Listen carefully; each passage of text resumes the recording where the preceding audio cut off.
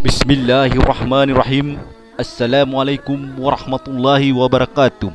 Alhamdulillah, puji syukur kita panjatkan kepada Allah Subhanahu wa taala, yang mana pada kesempatan ini saya akan berbagi apakah orang mati menyadari bahwa dirinya mati. Sebenarnya orang yang mati atau meninggal pada awalnya tidak sadar bahwa dirinya telah mati. Dia merasa dirinya sendiri bermimpi mati. Dia melihat dirinya ditangisi, dimandini, dikapani, disolatin, hingga diturunkan ke dalam liang kubur. Dia juga merasakan dirinya sendiri bermimpi. Kapan dirinya dikubur, dia berteriak, namun tidak ada satupun mendengar dia berteriak. Keluarga, sahabat, teman sudah kembali ke rumah, tinggal dia sendiri di bawah tanah. Kemudian Allah menghidupkan kembali dengan mata terbuka dan bangun dari mimpi buruk. Dia bahagia dan bersyukur, rupanya dia alami hanya mimpi buruk, dan sekarang dia bangun dari tidurnya.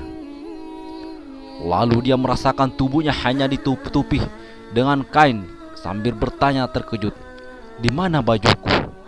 Di mana celana saya?" Lalu dia merasakan sekitar itu dalam bentuk tanah. Di mana saya? Tempat apa ini? Mengapa baunya seperti tanah dan lumpur? Kemudian dia mulai sadar bahwa dia masuk bawah tanah, dan sebenarnya apa dialami bukan mimpi. Ya, dia sadar itu sendiri benar-benar telah mati. Dia teriak sekeras-kerasnya. Mungkin panggil orang yang terdekat adalah dianggap mampu nolongnya. Ibu, ayah, kakek, nenek, kakak, sahabat. Tidak ada seorang pun yang menjawab dia, yang selama itu melupakan Allah. Saat ini juga Allah itu adalah satu-satunya harapannya. Menangis untuk sambil bertanya, "Astaga, ya Allah, ya Allah, maafkan aku Allah." Dia menjerit dalam ketakutan luar biasa yang belum pernah dirasakan sebelumnya selama hidupnya. Jika dia adalah seorang baik, begitu datang dua malaikat dengan wajah tersenyum, akan duduk dengan tenang, baik menghibur dia dan layani dia dengan layanan terbaik. Jika dia adalah seorang buruk, maka dua malaikat akan menampakkan ketakutan dan akan siksa dia menurut kejahatannya. Bantuan Al-Quran di dalam kubur. Dari Syahid bin Sulaiman radhiyallahu anhu, Rasulullah sallallahu alaihi wasallam berkata, "Tiada penolong yang lebih utama derajatnya di sisi Allah pada hari kiamat daripada Al-Quran. Bukan nabi, bukan malaikat, dan bukan pula yang lainnya." Abdul Malik bin Habib Sarah Ilyas.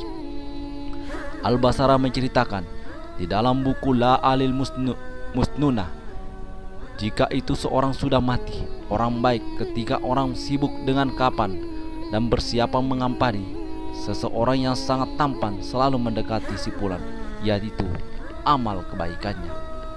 Setelah dimakamkan dan orang-orang mulai meninggalkan kuburan, dua malaikat itu datang, Mungkar dan Nakir, yang mulai kasih pertanyaan kepada si fulan. Tapi si tampan berkata, "Dia adalah teman terbaik sahabatku. Dalam keadaan apapun, jika Anda ditugaskan untuk bertanya untuk dia, lakukan kerjamu. Aku tidak akan terpisah dari orang ini.